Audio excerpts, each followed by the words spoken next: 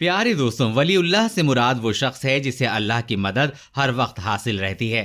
آج کی ویڈیو میں ہم نے آپ کے سامنے کچھ ایسے اولیاء اللہ کا ذکر کرنا ہے جنہوں نے اپنی زندگی اللہ کے آگے قربان کر دی، اپنی خواہشوں کو اللہ اور اس کے رسول صلی اللہ علیہ وسلم کی محبت میں فنا کر دیا، تو پھر اللہ نے بھی انہیں اس دنیا میں وہ مقام و مرتبہ عطا فرمایا کہ وہ نہ صرف انسانوں کے دلوں پر بلکہ جنگلی درندوں پر بھی راج کرتے تھے۔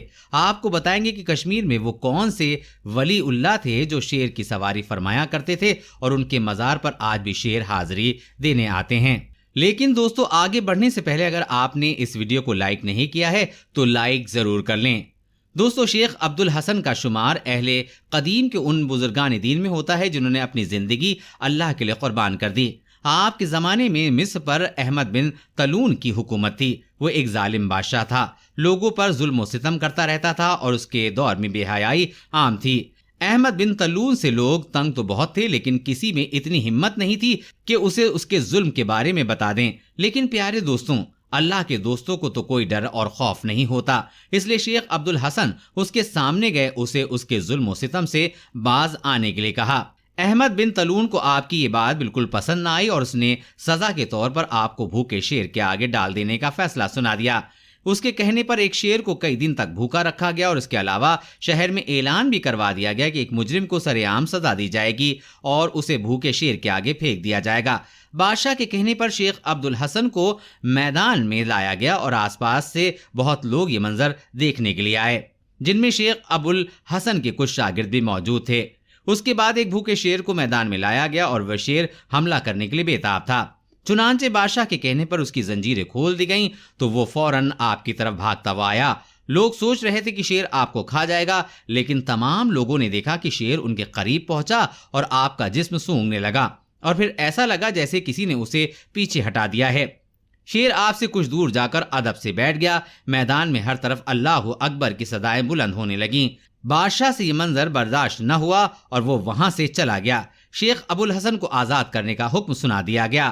جب آپ کے شاگرد آپ کے پاس آئے تو پوچھنے لگے، جب شیر نے آپ پر حملہ کیا تو کیا آپ کو کوئی ڈر محسوس ہوا تھا؟ تو آپ نے جواب دیا، اللہ کی قسم مجھے کسی قسم کا خوف محسوس نہیں ہوا تھا۔ میں اس وقت بس یہ سوچ رہا تھا کہ اس درندے کے منہ سے نکلنے والے جھاگ سے میں کہیں ناپاک تو نہیں ہو جاؤں گا، کہیں مجھ سے اللہ اور اس کے رسول کی حمد و ثنا نہ چھوٹ جائے۔ تو پیارے دوستوں، ایسے ہوتے ہیں حضرت محمد صلی اللہ علیہ وسلم کے غلام، جن کی دنیا میں کوئی طاقت کچھ نہیں بگاڑ سکتی، اسی وجہ سے انہیں کوئی ڈر باقی نہیں رہتا۔ دوستو، اب آپ کو حضرت سید شیر علی شاہ کا واقعہ سناتے ہیں۔ آپ کا مزار جموں کشمیر کے ضلع پنچ کے گاؤں شنیندرا میں موجود ہے۔ یہ گاؤں اپنی خوبصورتی اور اونچی چوٹیوں کی وجہ سے آس پاس کے علاقے میں بہت مشہور ہے، اور جہاں حضرت شیر علی شاہ جیسی ولی اللہ موجود ہوں تو اس جگہ کی قدر و منزل اور بھی بڑھ جاتی ہے۔ اللہ کے اس ولی کا اصل نام سید سلطان شاہ غازی ہے۔ کہا جاتا ہے کہ آپ شیر کی سواری کیا کرتے تھے، اس وجہ سے آپ حضرت شیر علی شاہ کے نام سے مشہور ہو گئے۔ آپ ساری عمر عشق الہی اور نیائش محبت رسول صلی اللہ علیہ وسلم میں مدہوش رہے۔ آپ لوگوں کے ساتھ نرمی اور محبت سے پیش آتے تھے اور یہی وہ خوبیاں تھیں جن کی وجہ سے آپ لوگوں کے دلوں پر حکمرانی کیا کرتے تھے، اور آپ کا حکم جنگلی درندوں پر بھی چلتا ہے۔ حضرت شیر علی شاہ سے ایک واقعہ منسوب ہے کہ آپ شنیندرا گاؤں میں مقیم تھے۔ آپ سے ملنے کوئی پردیسی کہیں سے آ رہا تھا اور یہاں پہنچتے پہنچتے اسے رات ہو گئی۔ اس کے ساتھ ایک گائے بھی تھی۔ رات گزارنے کے لیے اس مسافر نے جگہ مانگی۔ آپ کے کہنے پر اس نے مال مویشی کے کمرے میں وہ گائے باندھ دی، لیکن وہاں پر آپ کا پالتو شیر بھی موجود تھا۔ مسافر کے ذہن میں خیال آیا کہ کہیں یہ شیر اس کی گائے کو کھا نہ جائے، لیکن پھر بھی اس نے وہ گائے وہیں باندھ دی۔ مگر آدھی رات کو اٹھ کر وہ اپنی گائے دیکھنے گیا اور اس کی گائے وہاں موجود ہے یا نہیں، لیکن اس نے ایک عجیب منظر دیکھا کہ اس کی گائے کو شیر کھا چکا تھا۔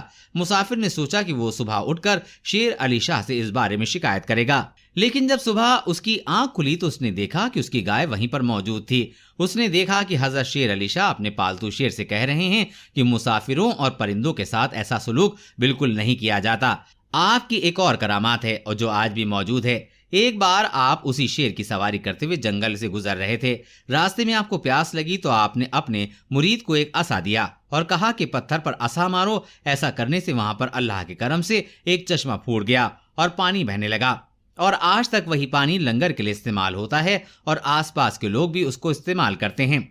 سید شیر علی شاہ کا انتقال سن 1262 ہجری میں ہوا اور مخیالہ میں آپ کا مزار موجود ہے۔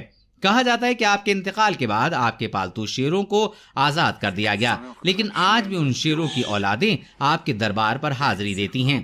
کچھ وقت پہلے سوشل میڈیا پر ایسی ہی ایک ویڈیو وائرل ہوئی تھی جس پر کچھ جنگلی شیر ایک درگاہ پر آتے ہیں، کچھ وقت کے لیے وہاں پر رکتے ہیں۔ اب اس ویڈیو کے بارے میں لوگ طرح طرح کے خیال کر رہے تھے۔ کچھ لوگوں کا یہ خیال تھا کہ یہ شیر صاف دیکھا جا سکتا ہے درگاہ کو چومتے اور وہاں خاموش کھڑے رہتے ہیں، جبکہ چند لوگوں کا کہنا تھا کہ یہ محض جنگلی درندے تھے جو خوراک کی تلاش میں اس علاقے میں آ نکلے تھے۔ بہرحال آپ اس بارے میں کیا سوچتے ہیں کمنٹ باکس میں بتا سکتے ہیں۔